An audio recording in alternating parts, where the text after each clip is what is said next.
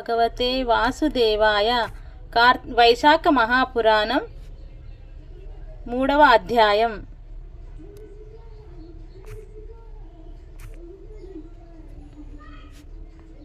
వైశాఖ మహాపురాణం 3వ అధ్యాయం. అక్షయ తృతీయ విశిష్టత.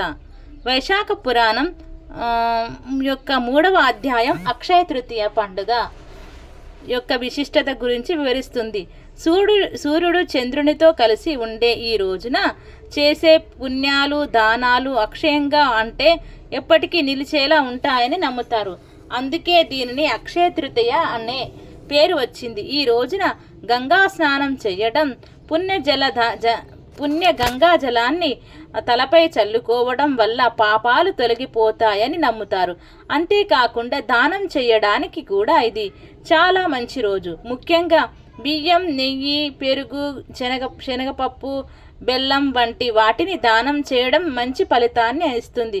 కొత్త వ్యాపారులు ప్రారంభించడానికి, విద్యలో ఉన్నత స్థానాలకు చేరుకోవడానికి, ఇతర శుభకార్యాలు చేపట్టడానికి కూడా ఇది చాలా శుభప్రదమైన రోజు. అదేవిధంగా ఈ రోజున లక్ష్మీదేవిని పూజించటం వల్ల సంపద, శ్రేయస్సు కలుగుతాయని నమ్ముతారు. సంక్షిప్తంగా చెప్పాలంటే అక్షయ తృతీయ పుణ్యదానాలకు, కొత్త ప్రారంభాలకు అత్యంత విశిష్టమైన రోజు. వైశాఖ పురాణం 3వ అధ్యాయం నందు ఈ క్రింది విధంగా ఉన్నదన్నమాట. ఓం శుక్లాంబరధరం విష్ణుం శశివర్ణం చతుర్భుజం ప్రసన్నవదనం ధ్యాయేతు సర్వ విఘ్నోపశాంతయే. నారద ముని అంబరీషునకు వైశాఖ మహానము వివరించుచు నిట్లను శృతదేవుడు శృతకీర్తి మహారాజుతో నీ విధముగా పలికెను. మహారాజా, వైశాఖ శుద్ధ తదియ అక్షయ తృతీయ అని అందురు. అది మిక్కిలి పవిత్రమైనది. ఆనాడు చేసిన దానం సర్వ పాపహారం. శ్రీహరి పదమును కలిగించును. ఈనాడు దేవతలకు, ఋషులకు, పితృదేవతలకు తర్పణాదులు నెయ్యవలెను.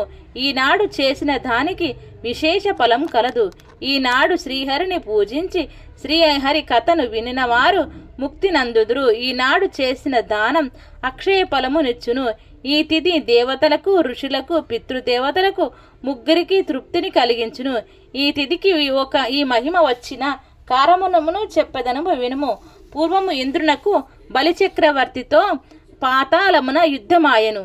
ఇంద్రుడు వారిని జయించి తిరిగి వచ్చుచు భూలోకమును చేరును. మార్గమునున్న ఉతాత్య మహాముని ఆశ్రమంలోనికి వెళ్ళెను. త్రిలోక సుందరి గర్భవతి యగు వాని భార్యను చూసి మోహించెను. ఆమెను బలాత్కారముగా అనుభవించెను. ఆమె గర్భమున ఉన్న పిండము ఇంద్రుని వీర్యమునకు లోనే రానియక పాదము అడ్డముగా నుంచెను. ఇంద్రుడు కోపించి వారిని గ్రుడ్డివాడి వగుమని శాపించెను. వాని శాపమును అనుసరించి ముని పత్ని గర్భము నుండి పుట్టిన బాలుడు దీర్ఘ తపుడవాడు గుడ్డివాడై జన్మించెను. గర్భస్థ పిండముచే అవమానింపబడి శపించిన ఇంద్రుడు ముని పత్నిని బలవంతముగా అనుభవించి ముని చూచినచో శపించునని భయపడి త్వరగా పారిపోయెను. వారి పరిగెత్తుతూ వారిని చూసిన ముని శిష్యులు పరిహసించిరి. ఇంద్రుడును సిగ్గుపడి మేరు పర్వత గుహలో దాగుకొనెను.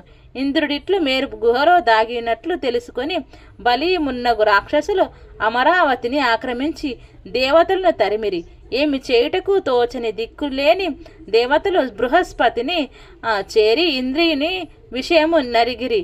బృహస్పతియు దేవతలకు ఇంద్రుని పరిస్థితిని వివరించి ఇంద్రుడు శచి సహితుడైన మేరు పర్వత గుహలో ఉన్నాడని చెప్పెను. అప్పుడు వారు అందరూను మేరు పర్వత గుహకు చేరి ఇంద్రుని బహువిధములుగా స్తుతించిరి. బృహస్పతి మొదలగి వారు స్తుతులను విని ఇంద్రుడు సిగ్గుపడచు వచ్చిన వారికి కనిపించెను. బలి మున్నగు వారు స్వర్గం నాక్రమించిరి. దేవతలు చేసిన పరస్త్రీ సంగదోషమున అశక్తుడై ఉన్నానని ఆ ఇంద్రుడు వారితో చెప్పెను. ఇంద్రుని మాటలు విని బృహస్పతి దేవతలు ఏమి చేయవలనని ఆలోచనలో పడిరి. అప్పుడు బృహస్పతి దేవతలతో నిట్లనను, ప్రస్తుతము శ్రీహరికి మిక్కిలి ఇష్టమగు వైశాఖ మాసం గడుచుచున్నది. ఈ మాసమున అన్ని తిథులను పుణ్యప్రదములు శక్తి నందును.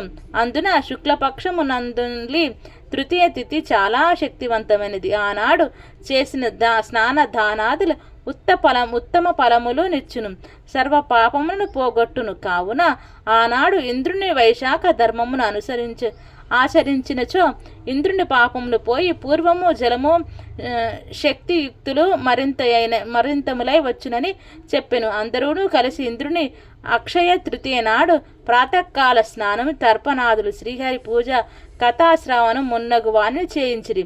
ఇంద్రుడును అక్షయ తృతీయ ప్రభావం శ్రీహరి కృపచే మిక్కిలి శక్తివంతుడై దేవతలతో కలిసి బలిని రాక్షసులను తరిమి అమరావతిని గెలుచుకొనిరి ప్రవేశించెను.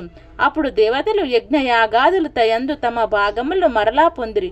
మునులకు రాక్షస వినాశం వలన నిశ్చింతగా తమ యజ్ఞయాగాదులు వేదాధ్యయనములు కొనసాగించిరి. పితృదేవతలను యథాపూర్వమున తన పిండమునున్న పొందిరి. కావున అక్షయ తృతీయ దేవతలకు, మునులకు, పితృదేవతలకు సంతోషమును కలిగించినది.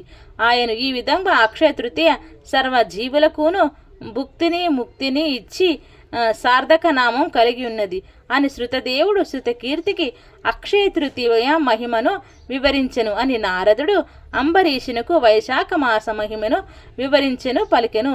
వైశాఖ పురాణం 3వ అధ్యాయం సంపూర్ణం. సర్వం శ్రీ లక్ష్మీనారాయణ అర్పణమస్తు.